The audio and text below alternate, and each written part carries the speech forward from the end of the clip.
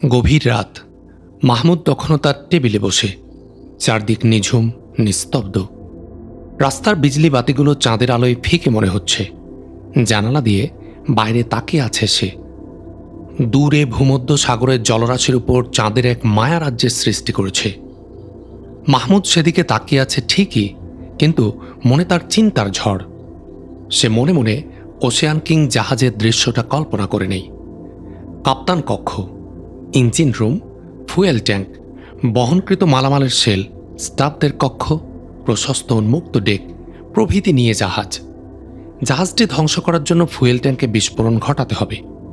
Uranium ও আণবিক গবেষণার অন্যান্য মাল মশলা যাতে সরিয়ে নেবার কোনো সুযোগ না পায়, সেজন্য সেখানেও দ্রুত আগুন ধরাবার ব্যবস্থা করতে হবে। এবং এসব কাজ অবশ্যই জাহাজে পৌঁছার পর ভোজ অনুষ্ঠানের আগে সম্পন্ন করতে হবে। পরিকল্পিত সময়ে বিস্ফোরণের জন্য ডেজি চেইনের ব্যবহারই উপযুক্ত বিবেচনা করল সে। ডেজি চেইনের এক প্রান্তে জুড়ে দেওয়া যাবে ডেটোনেটর। ডেটোনেটরের সাথে ইচ্ছামতো সময়ে টাইম ইগনেটর ব্যবহার করা যায়। সেফটি পিন তুলে নেবার পর টাইম ইগনেটরের নির্দিষ্ট সময়ে বিস্ফোরণ ঘটে থাকে। মাহমুদ চিন্তা করল, 11টায় ভোজ, 12টা বাজার আগে নিশ্চয়ই তা শেষ হয়ে যাবে। 12:15টায় বিস্ফোরণ ঘটাতে চাইলে 2 ঘন্টা সময়ের টাইম ইগনেটর ব্যবহার করলেই চলতে পারে। কিন্তু সে আবার ভাবল, ডেজি চেইন পাততে গিয়ে যদি বাধা কিংবা অস্বাভাবিক কিছুর মোকাবিলা করতে হয়, তাহলে 2 ঘন্টা পর্যন্ত ডেজি চেইন পেতে রাখা নিরাপদ হবে না। কারণ এ সময়ের মধ্যে অনুসন্ধান হতে পারে এবং ডেজি চেইন তাদের চোখে পড়ে যেতে পারে। সুতরাং সিদ্ধান্ত নিল 11টা থেকে 11:15 মধ্যে বিস্ফোরণ ঘটাতে হবে। এতে অবশ্য ঝুঁকি আছে। তার এবং এমিলিয়ার নিরাপত্তার প্রশ্ন আছে। এই ঝুঁকি তবু নিতে হবে। ওশেয়ান কিং জাহাজের ডেকে যখন মাহমুদরা পা রাখল, তখন 10:29 হয়েছে। আজকের এ প্রীতিভোজ ইসরায়েলি স্বরাষ্ট্র বিভাগ কর্তৃক ইসরায়েলি পরমাণু বিজ্ঞানী এবং ইসরায়েলের জন্য আণবিক গবেষণার গুরুত্বপূর্ণ মাল মশলা ও যন্ত্রপাতি ব্যবহারকারী ওশেয়ান কিং জাহাজের ক্যাপ্টেন ক্রুদের সম্মানে আয়োজিত। অবশ্য এ ভোজে এমিলিয়াদের মতো বাছাই করা কিছু অতিথিদেরও আমন্ত্রণ জানানো হয়েছে। জাহাজে উঠবার সিঁড়ির মুখে দাঁড়িয়ে ইসরায়েলি স্বরাষ্ট্র বিভাগের একজন ঊর্ধ্বতন কর্মচারী ও জাহাজের ক্যাপ্টেন অতিথিদের সম্ভাষণ জানাচ্ছেন। মাহমুদ ও এমিলিয়া ওদের সাথে করমর্দন করে উপরে উঠে গেল। মাহমুদ লক্ষ্য করল, স্বরাষ্ট্র বিভাগীয় অফিসার মিস্টার গ্রিনবার্জ ও ক্যাপ্টেন মিস্টার আন্দ্রে সাইমনের পিছনে আরেকজন দাঁড়িয়ে রয়েছে। তিনি হলেন ইসরায়েলি আভ্যন্তরীণ নিরাপত্তা বিভাগ সিনবেথের সহকারী পরিচালক মিস্টার হফম্যান। মাহমুদের ঠোঁটের কোণে এক টুকরো বাঁকা হাসি খেলে গেল। টেবিল আর চেয়ার দিয়ে সুন্দর করে ডেক সাজানো হয়েছে। আমন্ত্রিত অতিথিদের অনেকে এসে গেছেন। কেউ কেউ জাহাজে রেলিং ধরে দাঁড়িয়ে চন্দ্রালোকিত সাগরের শোভা দেখছেন, আর অবশিষ্টরা ক্ষুদ্র ক্ষুদ্র দলে বসে জটলা করছেন। মাহমুদ এমিলিয়াকে নিয়ে গোটা ডেকটা একবার চক্কর দিল। সশস্ত্র কোনো প্রহরীকে উপরে দেখা গেল না। মাহমুদ ভাবল, নিশ্চয় তাহলে ভিতরে কড়া নিরাপত্তার ব্যবস্থা রাখা হয়েছে। এ সময় মাহমুদ লক্ষ্য করল, একটি প্লেটে টু ল্যাবরেটরি লিখে জাহাজের অভ্যন্তরে নামবার সিঁড়ির দিকে তীর এঁকে দেওয়া হয়েছে।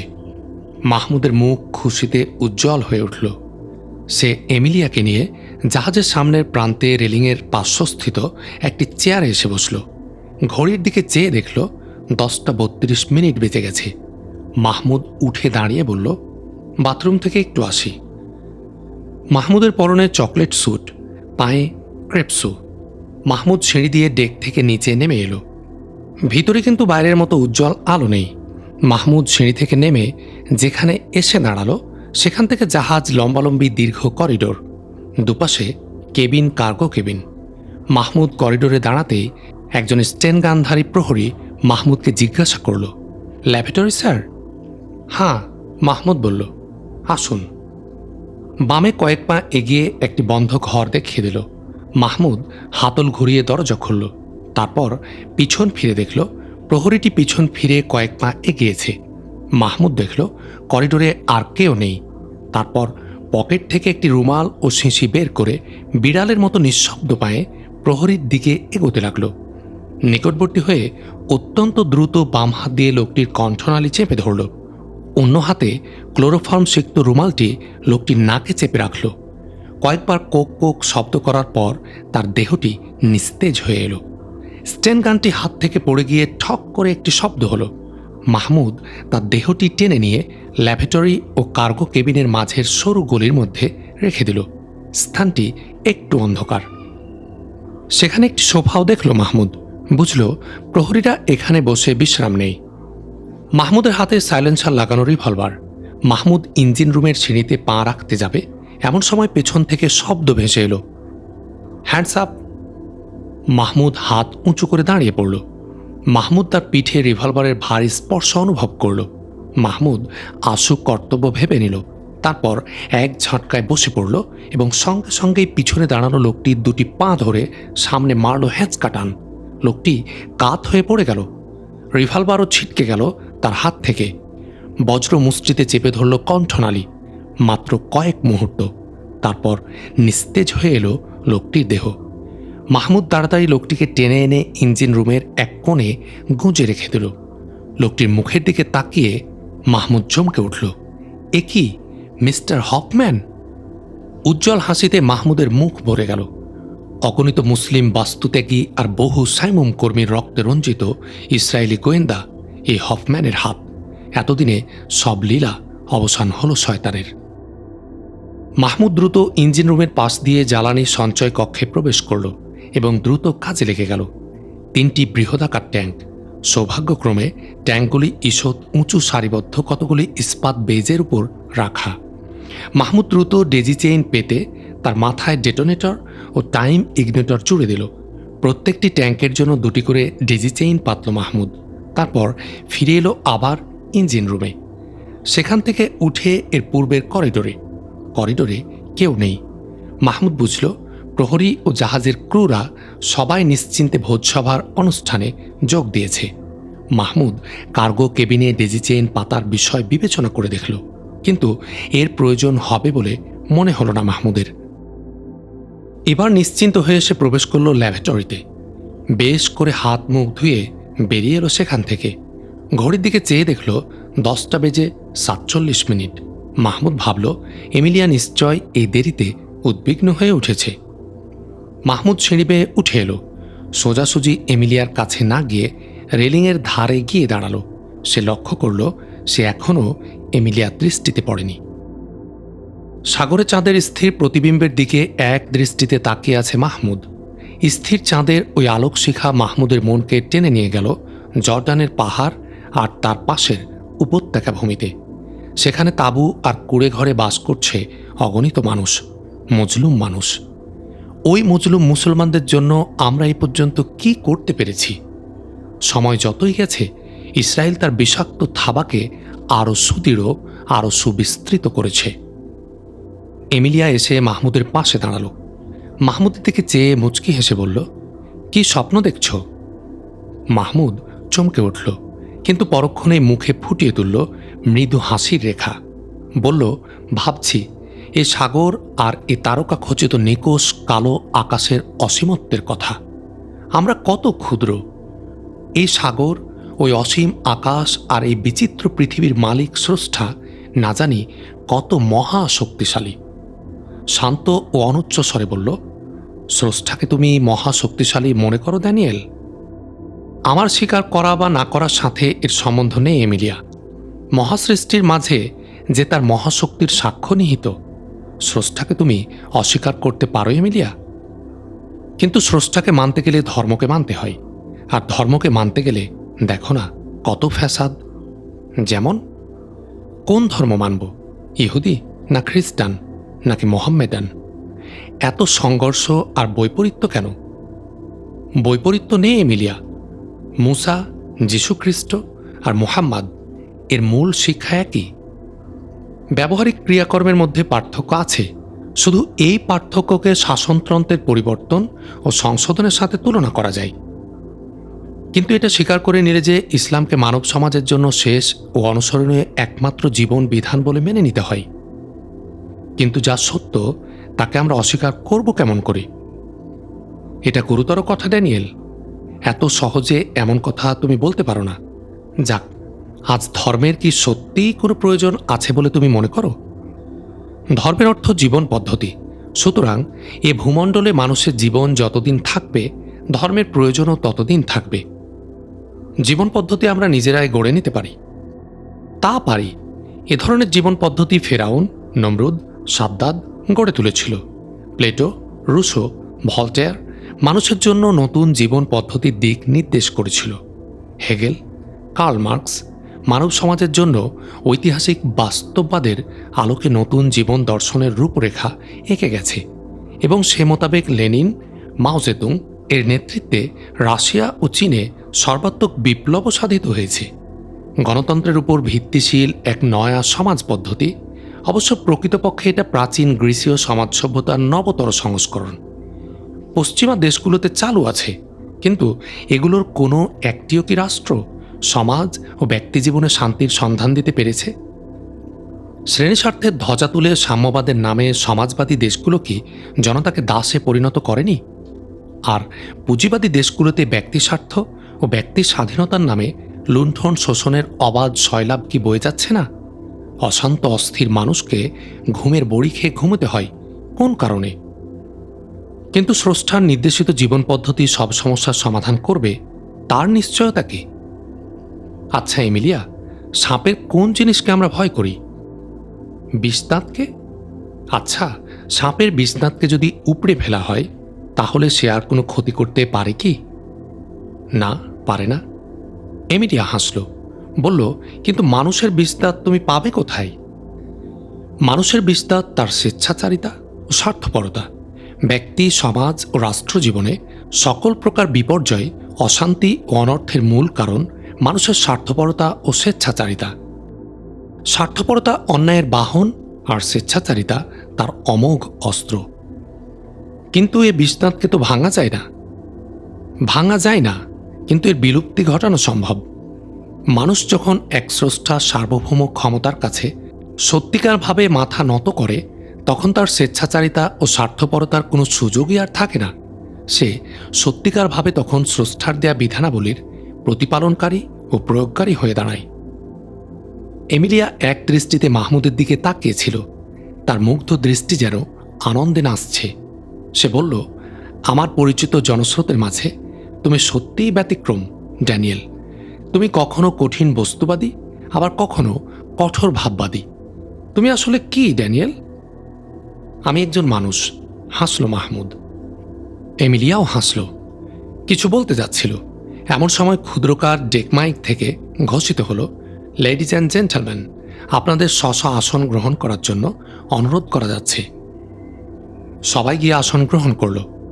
মাহমুদ ঘড়ির দিকে তাকিয়ে দেখল রাত 11টা বাজতে 1 মিনিট বাকি। রাত 11টা বেজে গেছে। আজকের অনুষ্ঠানের প্রধান অতিথি ইসরায়েলের বিজ্ঞান ও কারিগরি মন্ত্রী অ্যারন কোপল্যান্ড তার আসন গ্রহণ করেছেন। 11টা বাজার সাথে সাথে ইসরায়েলি অণুবিজ্ঞানী মিস্টার মরিস কোহেন এবং মিস্টার মোসে সারটক এসে আসন গ্রহণ করলেন। 11টা 1 মিনিট বাজল। মিস্টার অ্যারন কোপল্যান্ড উঠে দাঁড়ালেন।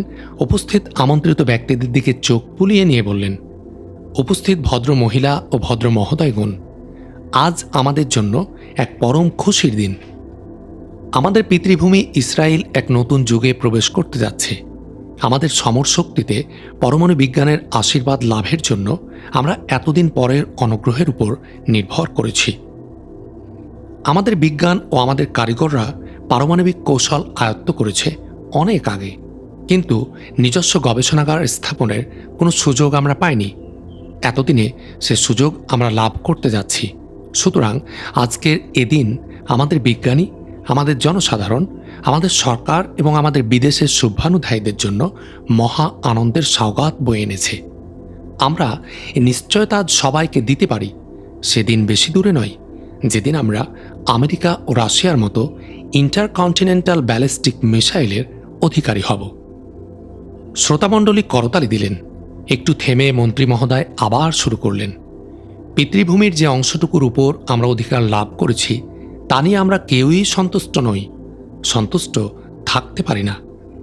হেজাজের ইয়াসরিব নগরী, আলমদিনা থেকে তুরস্কের আলেকজান্দ্রিয়া প্রদেশ এবং ভূমধ্য সাগর ও নীল নদের সীমা থেকে ইউফ্রেটিস টাইগ্রিস নদীর মোহনা পর্যন্ত বিস্তৃত আমাদের পিতৃভূমির উপর আমরা যে কোনো মূল্যেই হোক অধিকার কায়েম করব। এজন্য চাই আরও শক্তি, আরও শক্তি। আবার তুমুল করতালি, কিন্তু মাহমুদের হাত দুটি শুধু নড়ল না। 11:07 অনুষ্ঠান শেষ হলো। খাবার প্রস্তুতি শুরু হলো। সবাই নিজের কোলের উপর রুমাল বিছিয়ে নিচ্ছেন। মাহমুদের মন চঞ্চল হয়ে উঠল। আর 3 মিনিটের মধ্যেই প্রথম বিস্ফোরণ ঘটার কথা। আল্লাহ কি দয়া করবেন? তার মিশন কি সফল হবে? বলদর্পী সাম্রাজ্যবাদী রক্তপিপাসু ইহুদিদের আশার এই দীপশিখাকে কি সে নিভিয়ে দিতে পারবে? সকলের সামনে স্যুপ পরিবেশিত হয়েছে। চামচ দিয়ে স্যুপ নাড়ছে সবাই। চামচ দিয়ে ধীরে ধীরে মুখে তুলছে স্যুপ। সবার মতো মাহমুদের মুখেও স্যুপ উঠছে, কিন্তু তার মন আশা নিরাশার তরঙ্গাঘাতে অশান্ত, চঞ্চল। 11:09:30। জাহাজ প্রচণ্ডভাবে কেঁপে উঠল। প্রচণ্ড বিস্ফোরণের শব্দ। সঙ্গে সঙ্গে এক বিরাট অগ্নিপিণ্ড আকাশের দিকে উঠে গেল। আতঙ্ক ছড়িয়ে পড়ল খাবার টেবিলে। স্যুপের পেয়ালা অনেকের কাত হয়ে পড়ে গেছে ইতোমধ্যেই। সবাই উঠে দাঁড়িয়েছে, ভীত আতঙ্কগ্রস্ত সবাই। মাহমুদ তার কর্তব্য আগেই ঠিক করে রেখেছিল। এমিলিয়াকে বলল, এসো আমার সাথে। বলে সে ছুটল ডেক থেকে জেটিতে নামবার সিঁড়ির দিকে। জাহাজ কাঁপছে। প্রথম বিস্ফোরণের ফলে উৎক্ষিপ্ত অগ্নিপিণ্ড নিচে নেমে জাহাজে ছড়িয়ে ছিটিয়ে পড়ল। সিঁড়ির মুখে গিয়ে মাহমুদ এমিলিয়াকে বলল, হাত দিয়ে গলা জড়িয়ে ধরে আমার পিঠে উঠো। এমিলিয়ার মুখ ভয়ে ফ্যাকাশে হয়ে গেছে। সে কাঁপছে। মাহমুদের আদেশ পালন করল সে। অভ্যস্ত মাহমুদ দ্রুত কম্পমান সিঁড়ি দিয়ে জেটিতে নেমে এলো। জেটিতে পা রাখার সাথে সাথে আরেকটি বিস্ফোরণের শব্দ হলো। মাহমুদ পিছনে ফিরে দেখল জাহাজের বিজলিবাতি নিভে গেছে, কিন্তু বিস্ফোরণের ফলে উৎক্ষিপ্ত আগুন জাহাজকে আলোকিত করে তুলেছে। সে আলোতে দেখা গেল জাহাজের একটা অংশ সম্পূর্ণ উড়ে গেছে। দ্বিতীয় বিস্ফোরণের অগ্নিপিণ্ড জাহাজে ছড়িয়ে পড়ায় জাহাজের স্থানে স্থানে আগুন জ্বলতে দেখা যাচ্ছে। মাহমুদ এমিলিয়াকে নিয়ে জেটি থেকে আরেকটু দূরে সরে এলো। মাহমুদ দেখল আরও কয়েকজন মানুষ সিঁড়ি দিয়ে জেটিতে নেমে এলো। আর একটি বিস্ফোরণ ঘটল এ সময়। মনে হলো জাহাজটি যেন একদিকে কাত হয়ে গেল। অপেক্ষাকৃত ছোট আরও অনেকগুলি বিস্ফোরণের শব্দ শোনা গেল। জাহাজের অন্যান্য কয়েক স্থান থেকেও আগুনের লেলিহান শিখা দেখা যেতে লাগলো। দূরে ফায়ার ব্রিগেডের গাড়ির ঘণ্টাধ্বনি শোনা গেল। মাহমুদ ও এমিলিয়া গাড়িতে গিয়ে বসল। মাহমুদ গাড়ি ছেড়ে দিল। পোর্ট রোড ধরে গাড়ি তীব্র গতিতে পূর্ব দিকে এগিয়ে চলেছে। তেল আবিব অনেক দূরের পথ, লম্বা রাস্তা। মাহমুদের দৃষ্টি সামনে প্রসারিত। তার উপর অর্পিত দায়িত্ব পালন করতে পেরে তার মন তৃপ্ত। এ তৃপ্তির মাঝেও তার মনে একটি কাঁটা বিঁধছে। এবার এমিলিয়ার সাথে তার অভিনয়ের ইতি করতে হবে। কিন্তু শুধুই কি তা অভিনয় ছিল? মনের কোথায় যেন বেদনার সুর বাজছে তার। এমিলিয়া তার পরিচয় পেলে কি ভাববে তাকে? কালকেই গোয়েন্দা পুলিশ এসে এমিলিয়াকে ব্যস্ত করে তুলবে। বিনা অপরাধে বেচারি কষ্ট পাবে।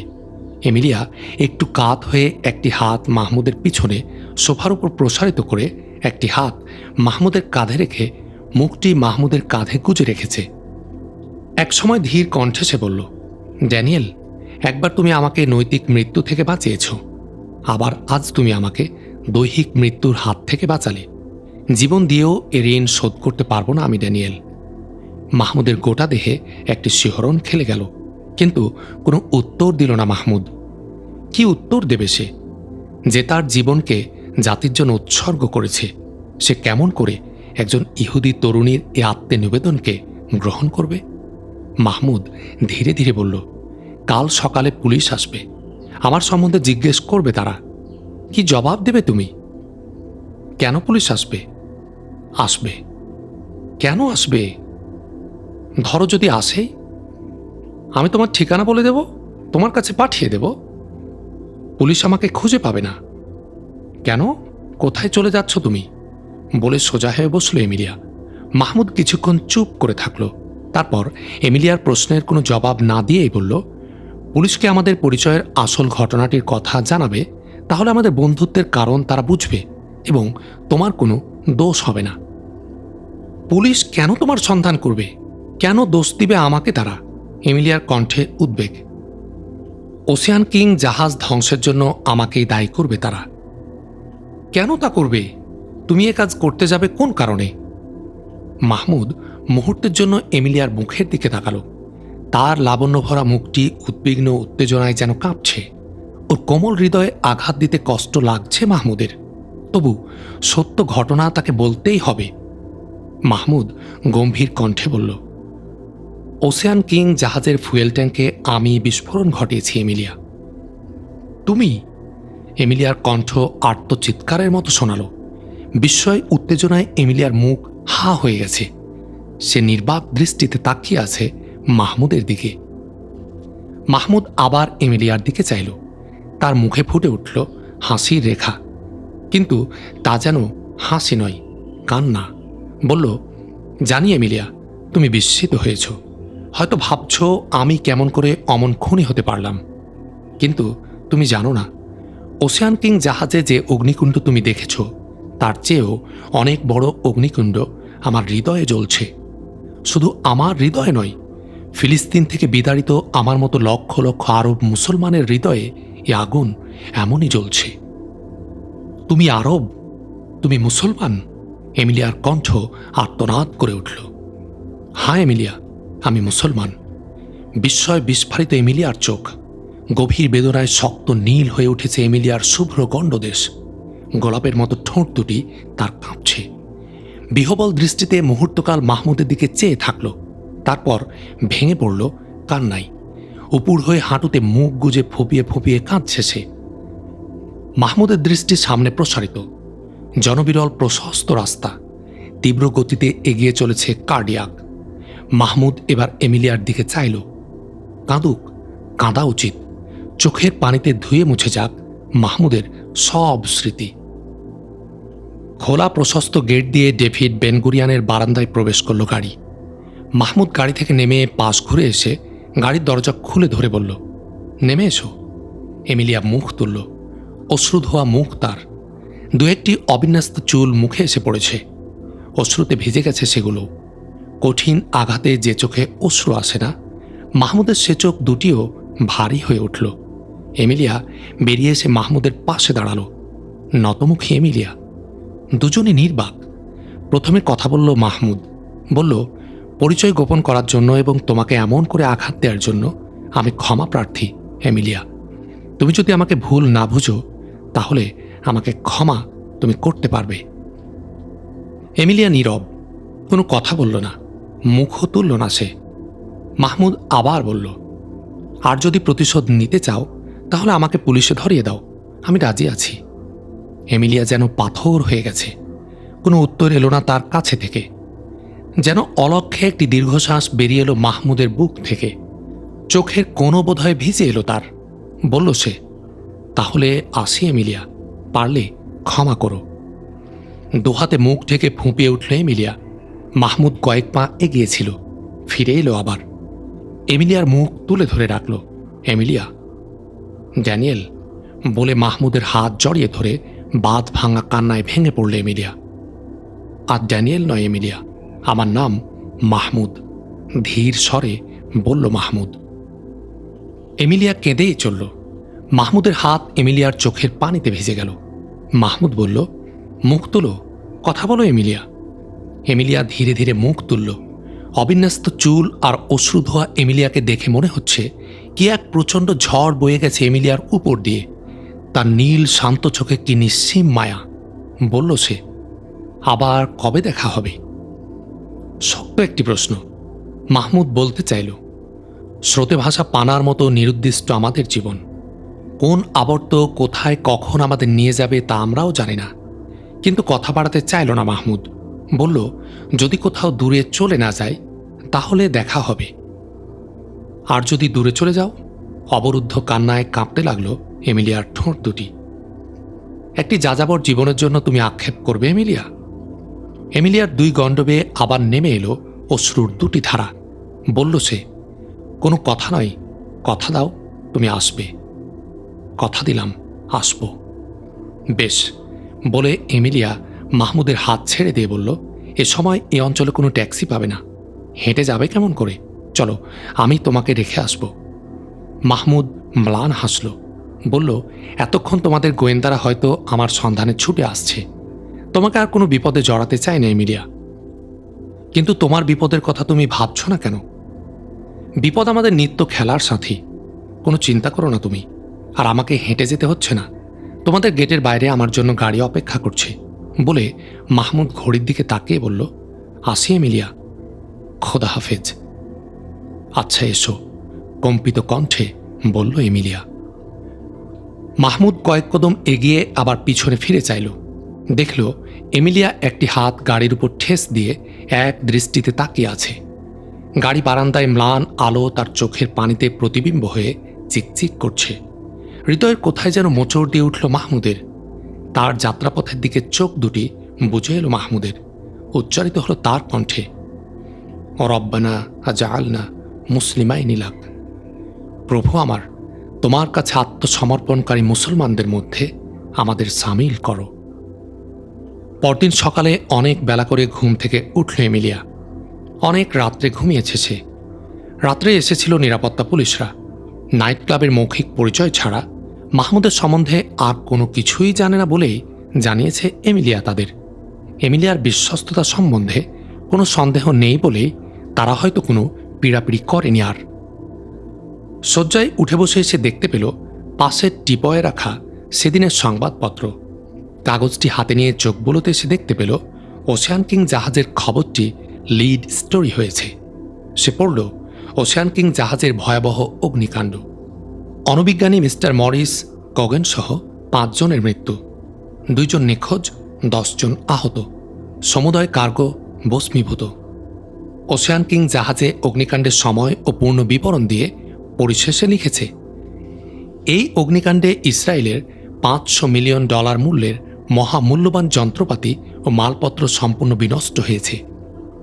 সবচেয়ে ক্ষতি অণুবিজ্ঞানী মিস্টার মরিস কোহেনের মৃত্যু। তিনি ইসরায়েল বিজ্ঞানাকাশের সূর্য এবং আমাদের জাতীয় জীবনের এক অমূল্য রত্ন ছিলেন। তার মৃত্যুতে পরমাণু বিজ্ঞানে আমাদের দেশ যে অনেক দূর পিছিয়ে গেল তা বলাই বাহুল্য। এক বিশ্বস্ত সূত্রে প্রাপ্ত খবরে জানা গেছে যে ওশেয়ান কিং জাহাজে $50 মিলিয়ন পারমাণবিক গবেষণা সরঞ্জাম বোঝাই ছিল। এই মহামূল্যবান গবেষণা সরঞ্জামের বিনষ্টি আমাদের জাতীয় অগ্রগতির জন্য কত মর্মান্তিক তা সহজে অনুমেয়। ওশেয়ান কিং জাহাজের ঘটনায় নিহতদের মধ্যে আরও রয়েছেন জাহাজের ক্যাপ্টেন জন টমসন এবং নিরুদ্দিষ্টদের মধ্যে আরও রয়েছে ইসরায়েলি গোয়েন্দা বিভাগের সহকারী প্রধান মিস্টার হফম্যান। জানা গেছে ভোজ অনুষ্ঠানের কিছু পূর্বে থেকে তাকে জাহাজের ডেকে দেখা যায়নি। ধারণা করা হচ্ছে যে দুষ্কৃতিকারীদের সাথে সংঘর্ষে তিনি নিহত হয়েছেন। সাইমুমের নাশকতাকারীরা জাহাজের ফুয়েল ট্যাঙ্কে বিস্ফোরণ ঘটিয়ে জাহাজে আগুন ধরিয়েছে বলে জানা গেছে। সংগৃহীত তথ্যের বরাত দিয়ে আমাদের নিরাপত্তা পুলিশ বিভাগ জানাচ্ছেন, আমন্ত্রিত অতিথির ছদ্মবেশে সাইমুমের জনৈক নাশকতাকারী জাহাজে প্রবেশ করেছিল। এমিলিয়ার রুদ্ধ নিঃশ্বাসে খবর পড়া শেষ করল। বৈজ্ঞানিক মিস্টার মরিস কোহেন এবং মিস্টার হফম্যানের মৃত্যু হয়েছে। এমিলিয়ার স্নায়ুতন্ত্রী দিয়ে এক হিম শীতল স্রোত বয়ে গেল। কি নিষ্ঠুরতা! কিন্তু পরক্ষণে তার মানস দৃষ্টিতে ভেসে উঠল মাহমুদের মুখ আর তার কথা। এমিলিয়া, তুমি জানো না, ওশেয়ান কিং জাহাজে যে অগ্নিকাণ্ড তুমি দেখেছ তার চেয়ে অনেক বড় অগ্নিকুণ্ড আমার হৃদয়ে জ্বলছে। শুধু আমার হৃদয়ে নয়, ফিলিস্তিন থেকে বিতাড়িত লক্ষ লক্ষ আরব মুসলমানদের হৃদয়ে এই আগুন এমনিভাবে জ্বলছে। এমিলিয়ার মনে পড়ল, তাই তো আমরা ইহুদিরা বিভিন্ন দেশ থেকে এসে ফিলিস্তিনি মুসলমানদের সহায় সম্পদ দখল করেছি। তাদেরকে তাদের পিতৃপুরুষের ভিটা বাড়ি থেকে উচ্ছেদ করেছি। আর যুগ যুগ ধরে মুক্ত আকাশের নিচে বৃষ্টি রোদের মধ্যে তাঁবুতে অমানসিক জীবনযাপন করছে তারা। এমিলিয়ার আরও মনে পড়ল, হয়তো কালকের ভোজসভার বিজ্ঞান বিষয়ক মন্ত্রী মিস্টার অ্যারন কোপল্যান্ডের ভাষণ।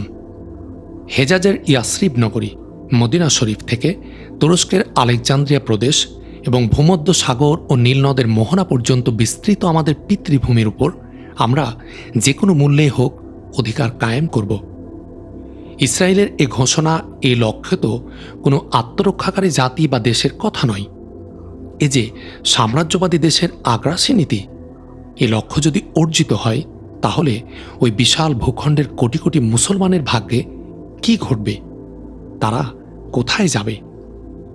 এতদিন এমিলিয়ার ধারণা ছিল ইসরায়েলেরা আত্মরক্ষায় সচেষ্ট, কিন্তু আজ তার কাছে পরিষ্কার হয়ে গেল ঘৃণ্য সাম্রাজ্যবাদী পরিকল্পনা নিয়ে তার দেশ শক্তি বৃদ্ধি করছে, আর ফিলিস্তিন ও আরব মুসলমানরাই যথাযথভাবে আত্মপ্রতিষ্ঠা আর আত্মরক্ষার জন্য সংগ্রাম করছে। ওশেন কিং জাহাজের অগ্নিকাণ্ড যদি তাদের এ সংগ্রামের অংশ হয়, তাহলে তাকে নিষ্ঠুর বলা যাবে কোন যুক্তিতে?